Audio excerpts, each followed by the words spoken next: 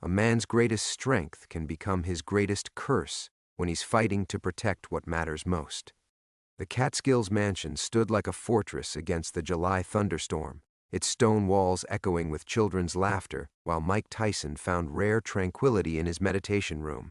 For the first time in months, the former heavyweight champion felt the weight of public scrutiny lift from his shoulders.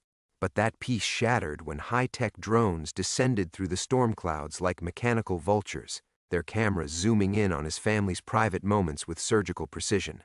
When photographers breached his gates, capturing footage of his son's vulnerable episode, something primal awakened in Mike, not the controlled fighter who conquered rings worldwide, but something far older and more dangerous. The confrontation that followed defied explanation.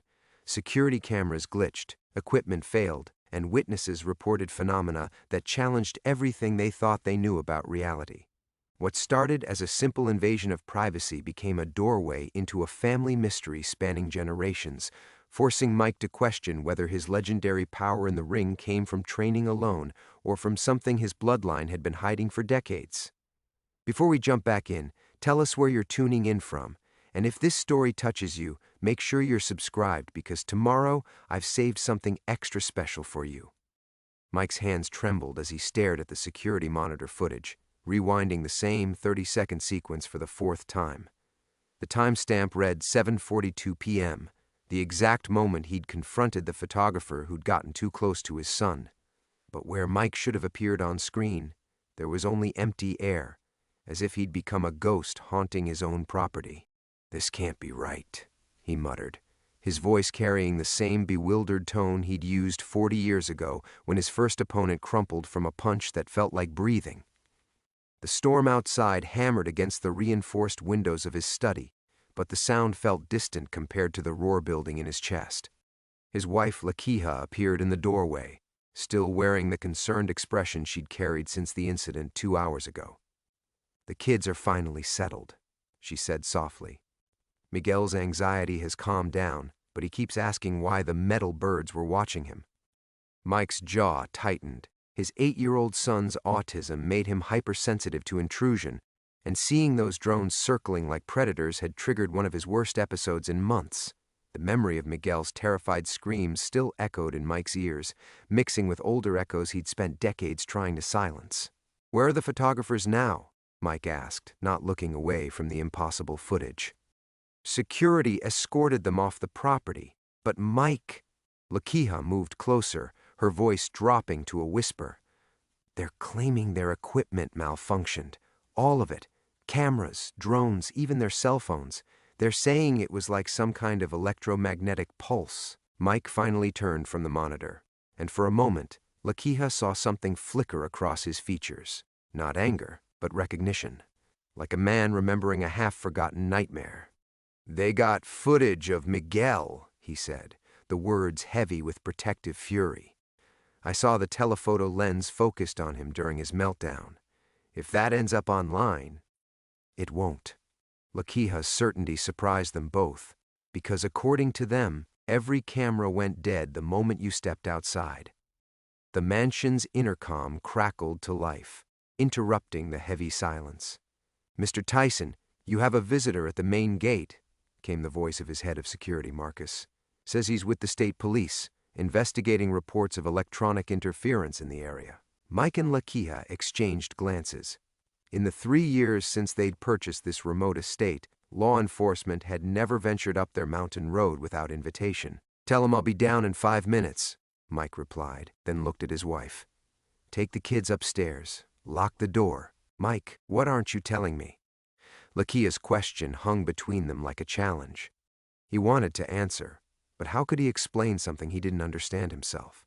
How could he tell her about the fragments of childhood memories that had been surfacing lately?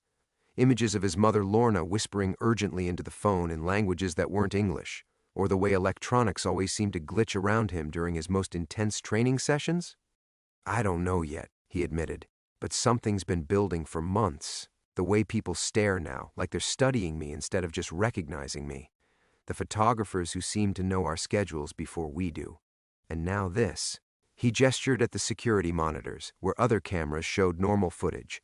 Trees bending in the storm, water streaming down driveways, the usual chaos of weather.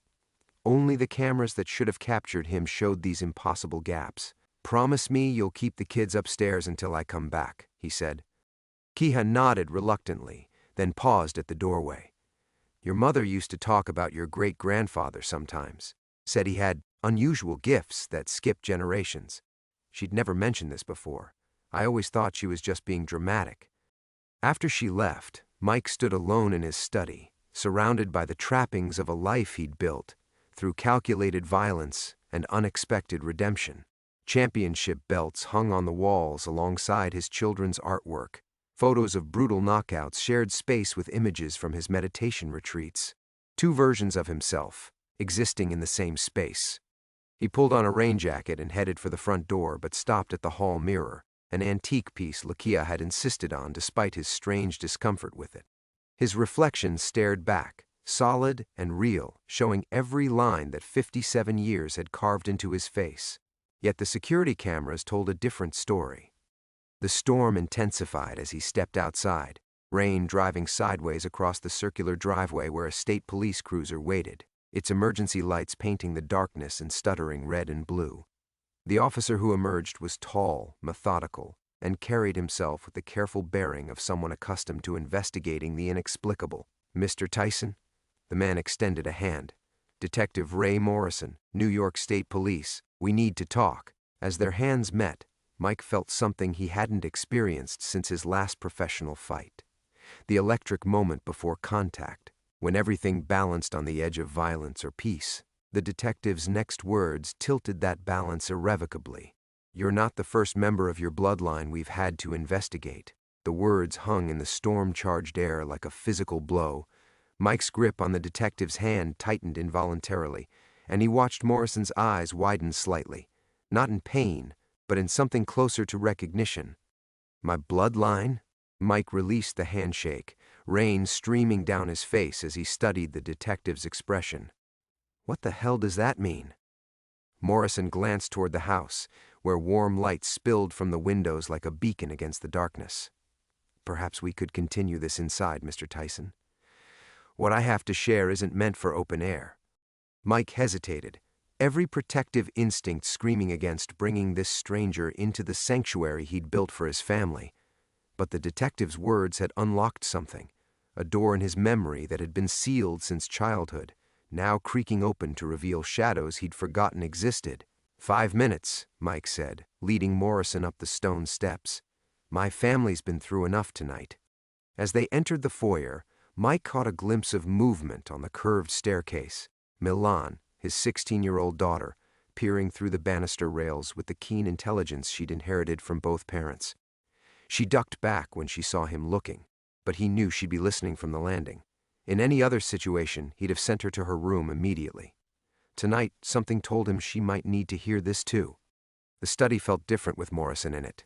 Smaller somehow, as if the detective's presence had shifted the very geometry of the space. Mike watched as the man's gaze moved systematically across the walls, cataloging the championship belts, the family photos, the meditation certificates from his retreats in Nepal and Tibet. "Quite a journey from Brownsville," Morrison observed, stopping before a photo of Mike in boxing shorts, gloves raised in victory. From street fighter to heavyweight champion to, "What would you call yourself now?" "A father," Mike answered without hesitation. "A husband. Someone trying to build something better than what came before."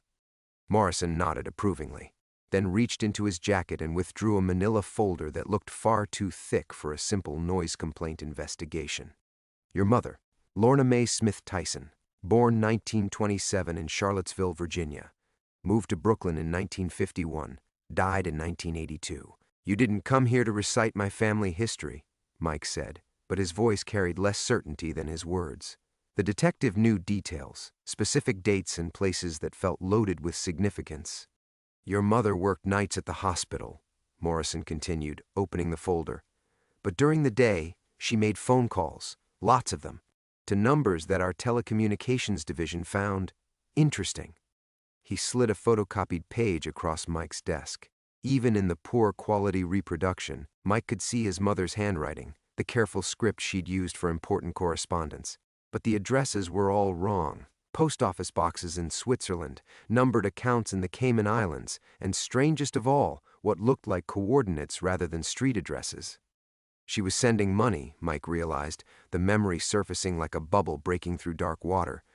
Every month she'd go to the bank with cash, always cash. Said she was helping family down south. Were you aware that your mother had no living relatives? The question hit Mike like a counterpunch he hadn't seen coming. He slumped into his leather chair, the same one where he'd meditated every morning for the past 5 years, seeking the inner peace that had replaced the rage of his youth. That carefully cultivated calm felt as fragile as spun glass now. "There's more," Morrison said, his voice gentler. "The electronic interference you experienced tonight? It's not the first time we've documented similar phenomena connected to your family. Your great-grandfather, Clarence Smith, was investigated by federal authorities in 1943 for suspected sabotage at a munitions plant. Every time he walked through the factory, production equipment would malfunction." Mike's hands were shaking again, just as they had when he'd first seen the impossible security footage. But now, the tremor felt different. Not fear, but recognition. How many training sessions had been cut short when the electronic timers failed? How many televised interviews had been rescheduled due to technical difficulties? "The meditation," he whispered, more to himself than to Morrison. It wasn't just about finding peace. It was about control, learning to suppress whatever this is. From upstairs came the sound of footsteps, Lakiha moving between the children's rooms, maintaining the bedtime routines that had become sacred in their household. Milan reading to Morocco and Miguel, her voice carrying the same patient cadence she'd learned from watching her stepmother. The ordinary sounds of a family settling in for the night, precious and fragile as everything he'd built since retiring from the ring. Morrison seemed to understand the weight of that domesticity. "Mr. Tyson, there are people who've been watching your family for generations. Tonight's photographers? They weren't freelancers looking for celebrity shots." The detective closed the folder, but not before Mike caught a glimpse of additional documents underneath. Surveillance photos, technical reports, and what looked like genealogical charts stretching back decades. "They were scouts," Morrison continued. "And now that they've confirmed what they suspected, the real hunt begins." Mike stared at the closed folder, his mind reeling between disbelief and a growing certainty that felt like standing on the edge of an abyss. Scouts for who? Before Morrison could answer, the lights in the study flickered. Once, twice, then steadied. Both men looked up at the chandelier, and Mike felt that familiar sensation he'd spent years learning to suppress through meditation, the electric tingling that started in his chest and radiated outward whenever his emotions peaked. "That's new," Morrison said quietly, making a note. "Usually the manifestations require direct physical contact or extreme emotional distress." "Stop talking about me like I'm some kind of lab experiment." Mike's voice carried the dangerous edge that opponents had learned to recognize in the ring. "My family is upstairs sleeping, and you're telling me we're being hunted by some shadow organization because of something my dead great-grandfather did 80 years ago?" Morrison held up a placating hand. "Mr. Tyson, I understand this is overwhelming, but you need to know what you're facing."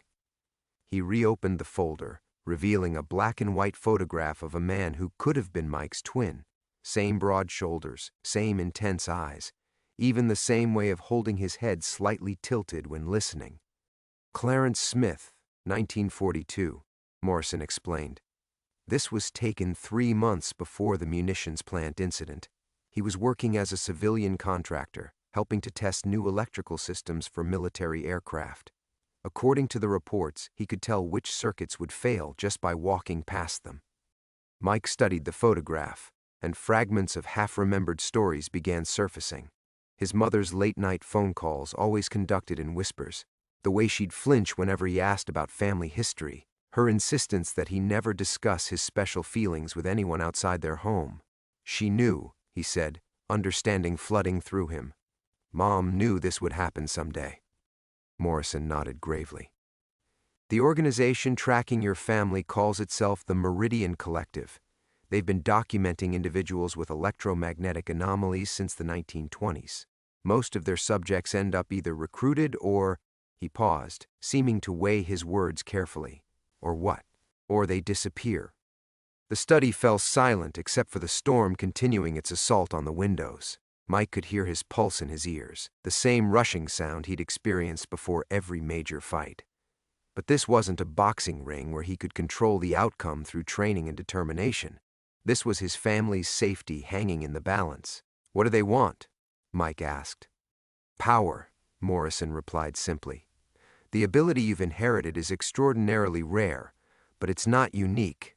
The collective has been trying to weaponize it for decades. Imagine soldiers who could disable enemy electronics just by being present, or operatives who could walk through the most sophisticated security systems without leaving a trace." A new sound penetrated the storm, the distant thrum of helicopter rotors. Morrison's expression immediately shifted to high alert as he moved to the window. "They're faster than we anticipated," he said, pulling out his radio. "Control, this is Morrison. We need immediate backup at the Tyson residence. They've found us." Mike shot to his feet, every protective instinct blazing to life. "Found us? What the hell did you just bring to my house?"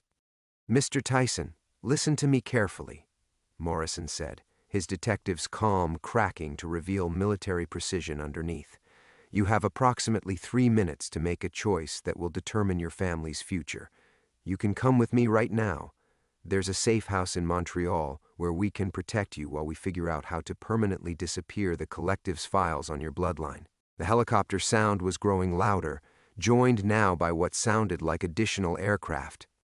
Mike's mind raced through possibilities, each one ending with his children terrified and his carefully constructed peaceful life shattered beyond repair. "Or?" he asked. "Or you stay and fight," Morrison continued. "But understand that if you choose to stand your ground, there's no going back to the quiet life. Once you fully embrace what you are, the meditation and suppression techniques won't work anymore. You'll be exactly what they've been hunting, and they'll never stop coming." From upstairs came the sound of Miguel crying, awakened by the approaching helicopters. Then Lakiha's voice, urgent but controlled, trying to calm their son while clearly moving the children to the reinforced safe room Mike had installed when they'd first moved to the estate. He closed his eyes for a moment, feeling the electromagnetic pulse building in his chest like a gathering storm. When he opened them again, Morrison took a step back. Something in Mike's expression had shifted, revealing the predator that meditation had kept carefully caged. "Detective," Mike said, his voice carrying the same quiet intensity that had preceded his most devastating knockouts.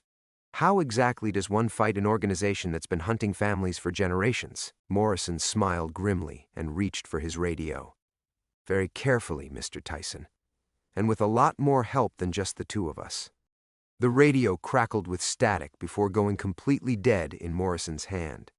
Both men stared at the silent device as the helicopter sounds grew closer, and Mike felt the familiar electric sensation intensifying in his chest, no longer the controlled pulse he'd learned to suppress, but something wilder, responding to the terror in his son's cries from upstairs.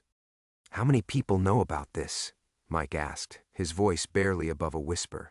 The question had been building since Morrison first mentioned his bloodline, but now it carried the weight of everything he stood to lose. "How many agencies, organizations, whatever the hell they call themselves, how many are coming for my family?" Morrison's expression darkened as he tried the radio again, then pulled out his cell phone. The screen remained black despite his efforts to power it on. "More than we anticipated," he admitted. "The Meridian Collective has resources in law enforcement, military, even private security firms. For all I know, half the backup I just called for could be compromised." Mike sank back into his chair, the leather creaking under his weight. 57 years old, and he was finally understanding why his mother had always seemed to be looking over her shoulder, why she'd insisted they move apartments every 2 years when he was young, always with cash deposits and false references. Why she'd made him promise never to talk about the strange things that happened around him. "I built this life to protect them," he said, gesturing toward the ceiling where footsteps moved urgently across the floor. Lakiha getting the children situated in the safe room. "Every decision since I retired, every meditation retreat, every anger management technique I learned. It was all about becoming someone who couldn't hurt the people I love. And now choosing to protect them might require becoming exactly what you've spent years trying not to be, Morrison said quietly. The helicopters were close enough now that Mike could feel the vibration through the mansion's stone walls. His electromagnetic sensitivity, usually suppressed to a barely perceptible hum, was amplifying everything. The electrical systems throughout the house, the radio signals Morrison's backup was trying to broadcast, even the electronic ignitions of the approaching aircraft. It felt like standing in the center of a power grid during a thunderstorm. "What happens to them if I run?" Mike asked. "What happens to Milan, Morocco, Miguel if we disappear to some safe house in Montreal?" Morrison hesitated, and that pause told Mike everything he needed to know. "They'd have to disappear too," Morrison finally said. "New identities, constant relocation, never using their real names again. Your children would grow up the way you did, always running, never understanding why." Mike thought of Miguel's carefully structured routines, the predictable schedule that helped his autistic son navigate each day with confidence. Milan's college applications, already submitted to art schools where she could develop the talent that lit up her entire face when she painted. Morocco's easy friendships, the normal childhood Mike had never experienced himself. "And if I stay and fight, they'll be targets for the rest of their lives," Morrison said bluntly. "The collective doesn't give up. They've been tracking bloodlines for nearly a century and they're patient. Even if we stop them tonight, there will be others." The sound of breaking glass came from somewhere in the mansion, not storm damage, but deliberate and controlled. Mike was on his feet instantly, every muscle memory from his fighting days flooding back despite the years of meditation and peaceful living. "They're already here," Morrison whispered, drawing a service weapon Mike hadn't realized he was carrying. From upstairs came the electronic beeping of the safe room's security system engaging, followed by Lakia's voice over the intercom. "Mike, there are people on the grounds. The perimeter alarms are going off, but the cameras aren't showing anything." Because the cameras couldn't capture what Mike had become when his family was threatened. He understood that now, the same way he'd once understood the exact moment to throw a knockout punch. The electromagnetic field building around him wasn't just disabling electronics, it was actively protecting his family from surveillance. Morrison was moving toward the study door, weapon raised, but Mike caught his arm. The detective's eyes widened as a visible spark jumped between their skin, and his gun's electronic sight immediately went dark. "You can't protect them with conventional weapons," Mike said, feeling something fundamental shifting inside him, the careful barriers he'd built through years of meditation beginning to crack. "And I can't protect them by being the man I've tried to become." The footsteps in the hallway outside were too quiet, too precise to belong to anyone with legitimate business in his home. Professional operators, moving with the same lethal efficiency Mike had once brought to the boxing ring. He looked up at the ceiling one more time, toward the family sleeping in the reinforced room he'd hoped would never be necessary. Then he looked at Morrison, who was watching him with a mixture of fear and something that might have been hope. "How do we end this?" Mike asked. "Not just tonight, but permanently. How do we make sure they never come back?" Morrison's smile was razor-sharp and completely without warmth. "We give them exactly what they came looking for, Mr. Tyson, and we make them regret finding it." The words hung between them like a challenge thrown down in the center of a boxing ring. Mike felt the last vestiges of his carefully constructed peaceful existence crumbling away, replaced by something primal and dangerous that he'd spent years learning to suppress. The electromagnetic field around him pulsed stronger, and every electronic device in the study, desk lamps, computer monitors, even Morrison's digital watch, flickered and died. "Once I cross this line," Mike said, his voice carrying the weight of absolute finality, "there's no meditation retreat that will put this back in the box, no breathing exercises that will make me the man my family fell in love with. You understand that?" Morrison nodded grimly. The Mike Tyson who raised those children upstairs, who built this peaceful life, that man was always temporary. A carefully maintained illusion while you figured out what you really are. Tonight that illusion dies. From the hallway came the soft whisper of tactical gear against the mansion's walls. Professional movements, but Mike's enhanced senses could track every footstep, every careful breath of the intruders making their way through his home. 6 operatives on the ground floor, 2 more coming through the kitchen, and at least 4 rappelling down from the helicopters onto the roof. Numbers that would have terrified any normal family man. Numbers that made the old Mike Tyson, the one who destroyed opponents with methodical precision, begin to smile. "Lakiha," he spoke into the intercom, his voice steady despite the electricity building in his chest. "I need you to listen very carefully. No matter what you hear from down here, you keep those children in the safe room until I come get you personally. Not Morrison, not anyone wearing a uniform, not anyone claiming to be backup. Just me. Do you understand?" Her voice came back strained but strong. "Mike, what's happening? Who are these people?" "People who made the mistake of threatening our family," he replied, and felt something fundamental shift in his chest. Not just the electromagnetic pulse, but his entire understanding of who he was meant to be. "I love you, all of you, and I'm going to make sure you're safe." He switched off the intercom and turned to Morrison, who was watching him with professional assessment.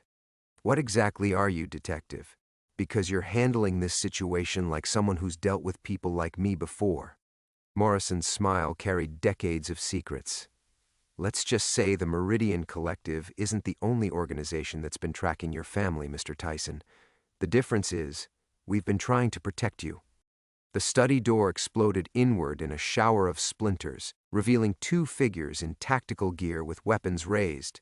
But as soon as they crossed the threshold, their electronic sights went dark, their radio communications dissolved into static, and even their night vision equipment failed. Mike stepped forward, and both operators stumbled backward as if they'd walked into an invisible wall of electricity. "Now would be good," Morrison said, raising his sidearm despite its dead electronics.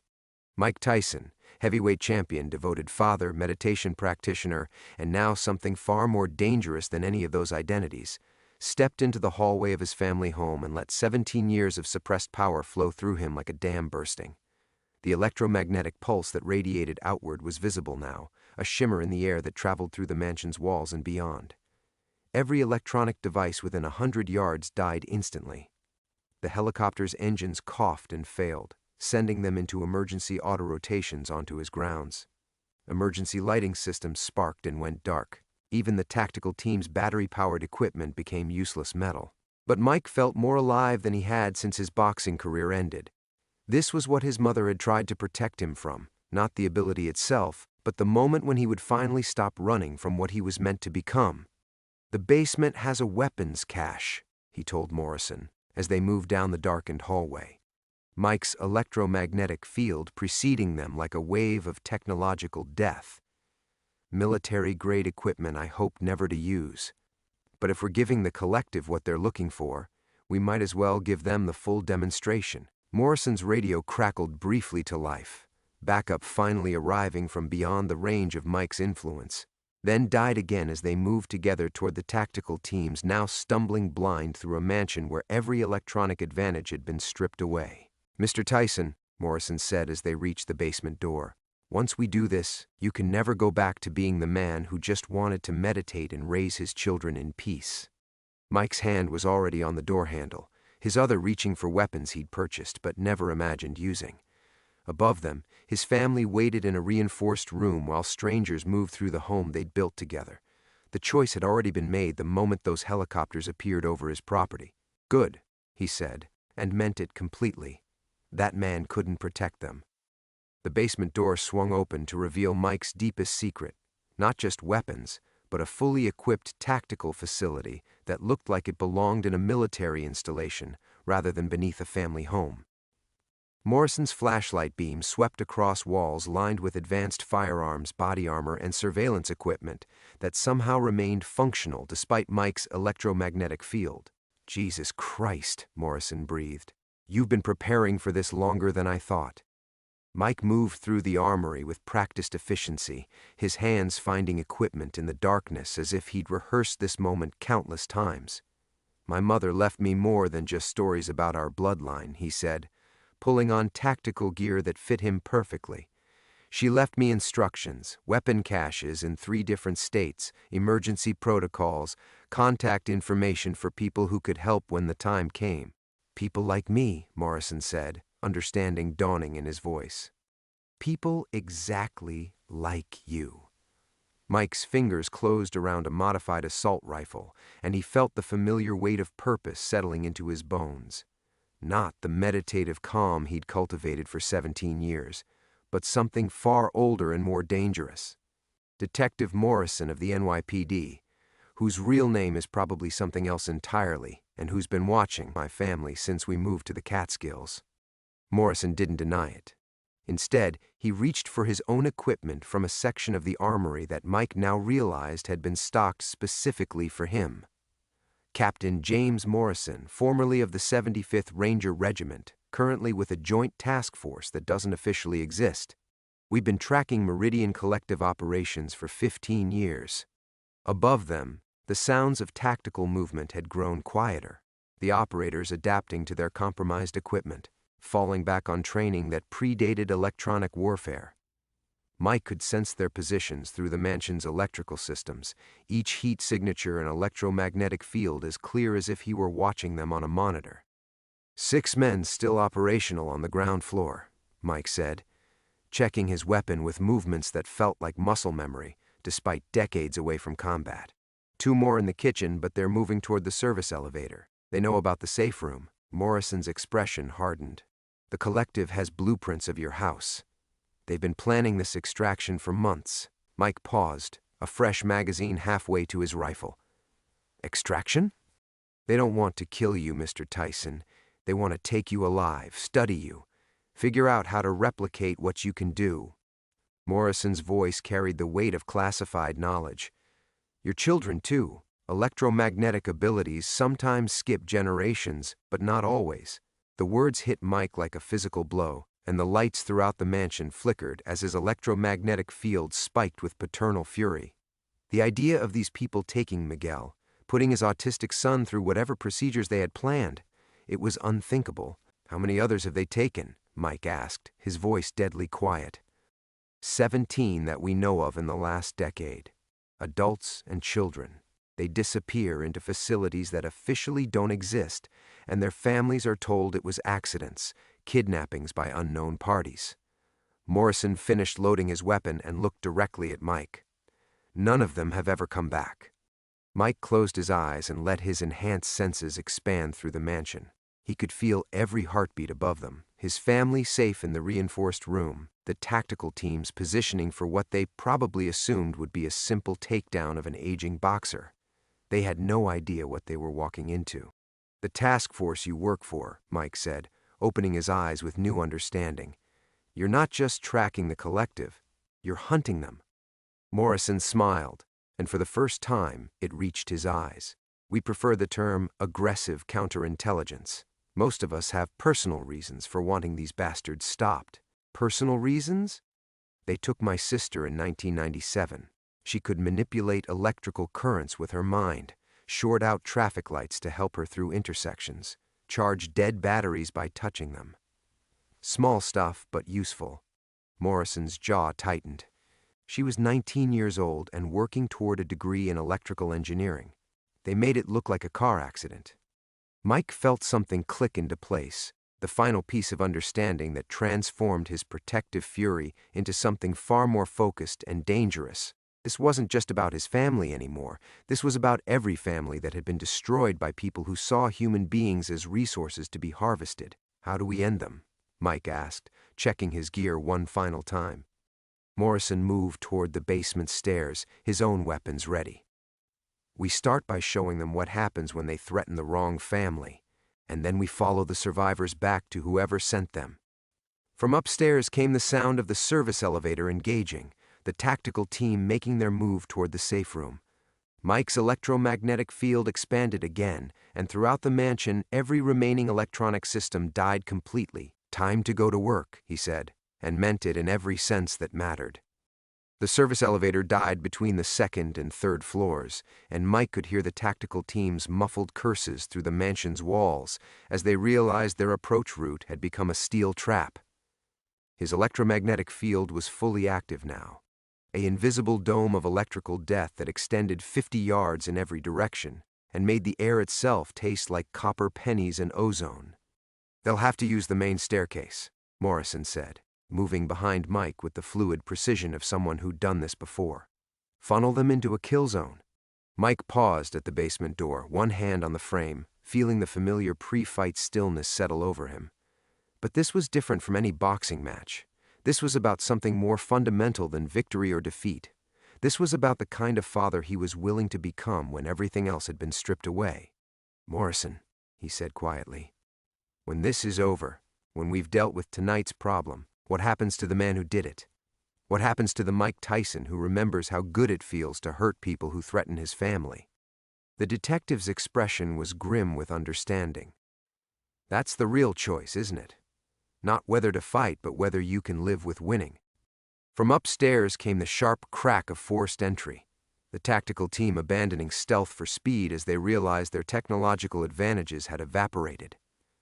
Mike could sense their movements through the mansion's metal framework, 6 operators moving in precise formation up the main staircase, 2 more attempting to breach the safe room's reinforced door with manual tools, and at least 3 others positioning themselves as overwatch in case he tried to run.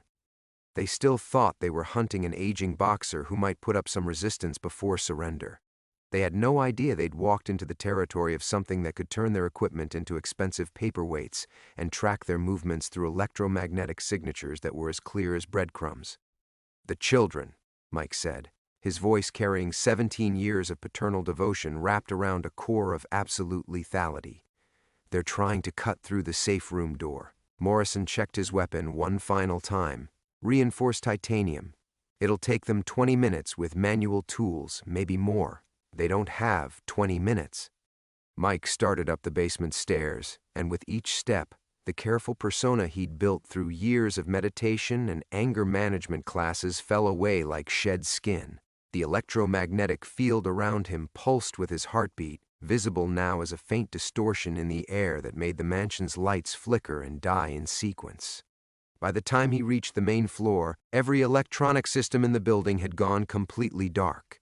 But darkness was where the old Mike Tyson had always done his best work.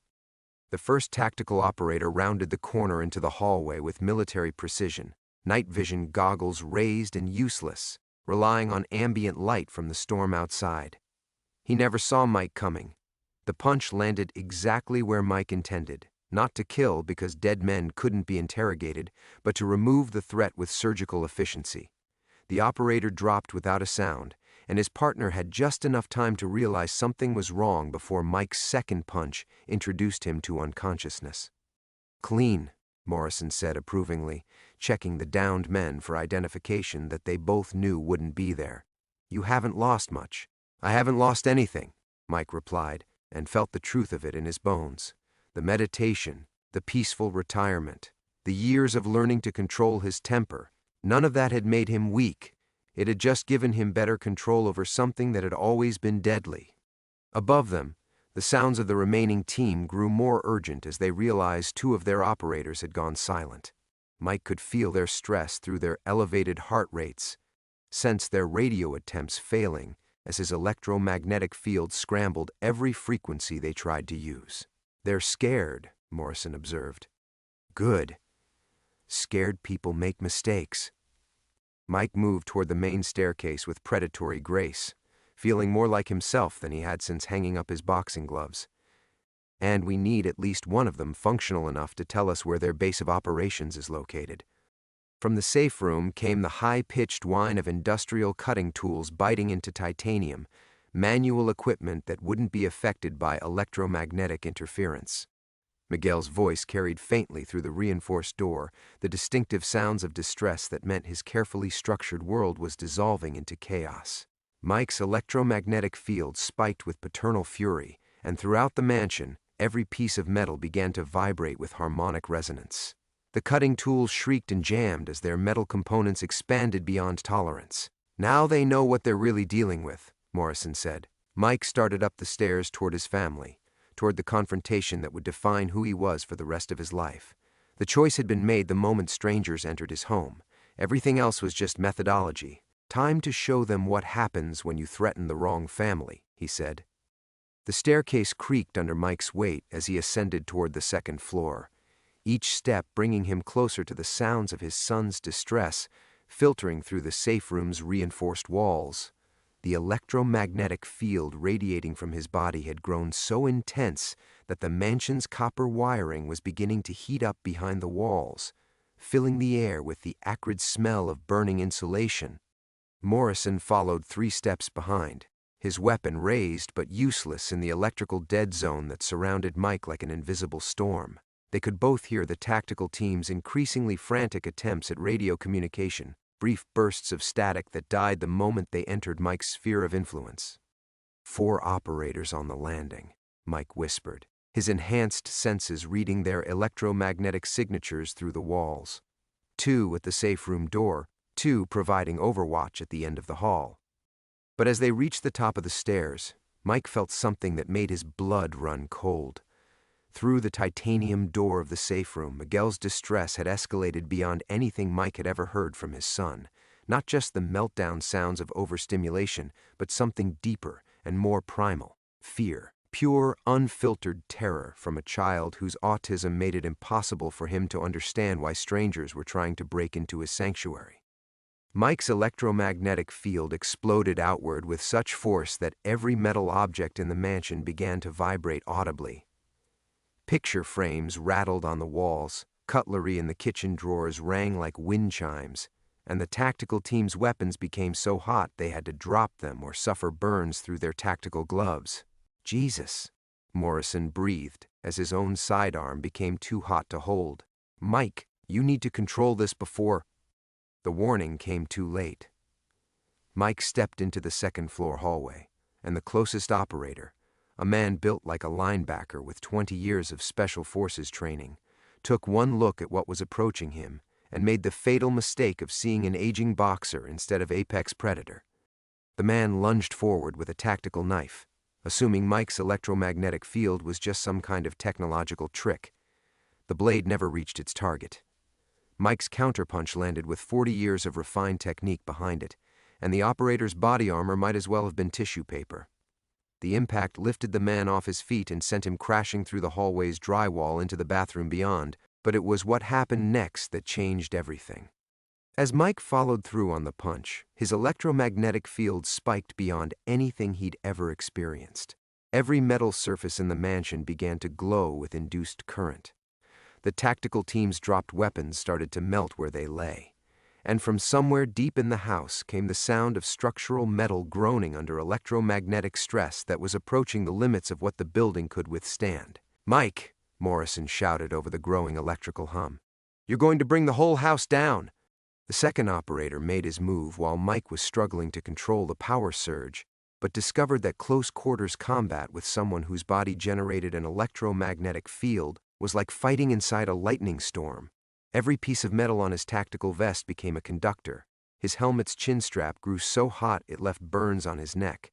Even his boot eyelets conducted enough current to make standing painful. Mike didn't need to throw a second punch. The man collapsed from electrical shock, his nervous system overwhelmed by proximity to energy levels that shouldn't have been survivable. "The others are retreating," Morrison called out, his voice strained as he fought to stay conscious at the edge of Mike's electrical field.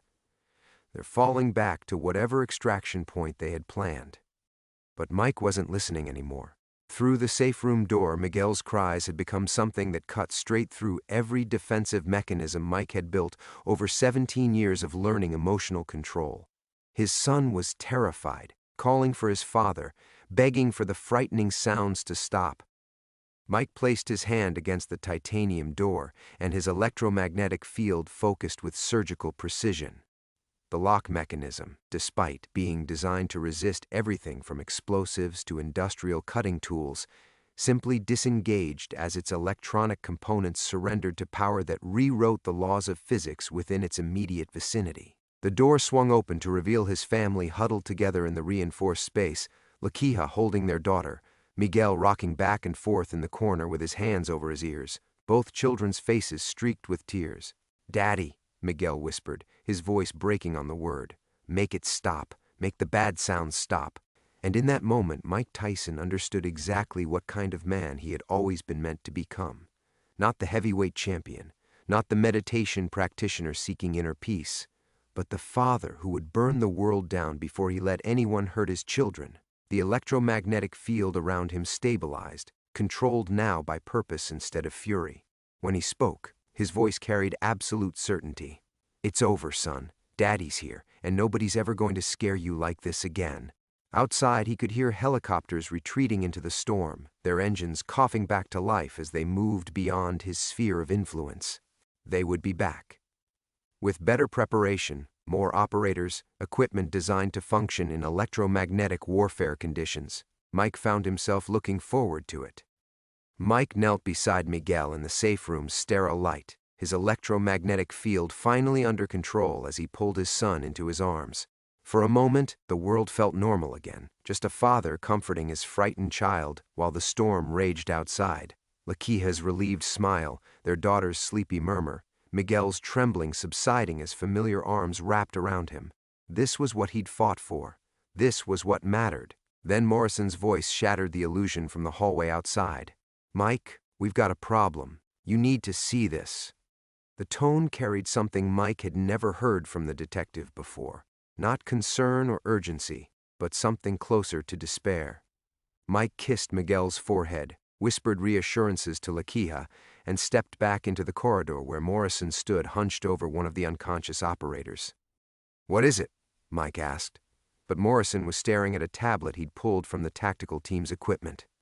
The screen flickered with static from Mike's residual electromagnetic field, but the image was clear enough. Live surveillance footage. Multiple angles. High-definition cameras positioned throughout the mansion's interior. Cameras that had been recording everything for hours before the assault began. "They were never here to extract you," Morrison said, his voice hollow. "This was a field test. They wanted to see what you could do under extreme stress, document your electromagnetic capabilities when pushed to maximum output." Mike felt the blood drain from his face as he understood. The whole attack was theater, designed to trigger exactly the response you gave them. Morrison's finger traced across the tablet screen, revealing camera positions hidden in light fixtures, air vents, even inside the walls themselves. "They've got detailed recordings of your electromagnetic field strength, your range, how it responds to emotional stimuli, everything they need to develop countermeasures." The implications hit Mike like a physical blow. Every protective instinct he'd unleashed, every moment of power he'd revealed while defending his family, it had all been orchestrated, documented, weaponized against him. "There's more," Morrison continued, his voice barely above a whisper. "Look at the timestamp." Mike leaned closer to the screen and felt his world collapse. The surveillance footage wasn't from tonight. It was dated 3 days ago. These cameras had been recording his family for 72 hours, every private moment, every vulnerable instant. Miguel's meltdown from yesterday morning when his routine was disrupted, Laquija singing their daughter to sleep, Mike's own moments of meditation in the garden, the times when his electromagnetic field fluctuated with his emotional state without conscious control, all of it recorded, all of it analyzed. "They have enough data to predict your responses," Morrison said, "map your capabilities, maybe even replicate them." He touched another section of the screen, revealing files with clinical designations, subject psychological profile, stress response patterns, electromagnetic field variants under paternal protection protocols. Mike's legs gave out, and he found himself sitting heavily on the hallway floor as the full scope of the violation became clear. They hadn't just invaded his home tonight. They'd been studying his family like laboratory specimens for days. Every intimate moment, every private vulnerability, reduced to data points in someone's research project. "The safe room," Mike whispered, a new horror occurring to him. "Is it?" Morrison's expression answered before his words did. "Compromised. Has been from the beginning. They've recorded every conversation, every family moment you thought was protected." The tablet screen flickered again, showing a file directory that made Mike's stomach turn. Dozens of video files labeled with dates going back weeks. His family's entire life cataloged and stored for analysis by people whose names he didn't even know. From inside the safe room, Miguel's voice carried softly, telling his sister one of his favorite stories, the sound of a child who trusted that his father had made the world safe again. The innocence in that voice, knowing it had been recorded and studied by strangers with clinical detachment, nearly broke something fundamental in Mike's chest. How long have they been watching us? Mike asked. Morrison scrolled through more files, his face grim. Based on the data structure, I'd estimate months, maybe longer. This wasn't a sudden operation. It was a comprehensive study. They know everything about your family's routines, your security measures, your emotional triggers. Mike closed his eyes and felt his electromagnetic field beginning to spike again. But this time it was different. Not the focused fury of protection, but the chaotic energy of desperation. His carefully constructed sanctuary, his family's privacy, his children's safety. It had all been an illusion maintained by people who were using them as test subjects. The other families you mentioned, Mike said, opening his eyes with terrible understanding. The 17 who disappeared. How many of them were studied first? Morrison's silence was answer enough. Mike looked toward the safe room where his family waited, trusting that their father had saved them, not knowing that the real danger had never been the tactical team at all.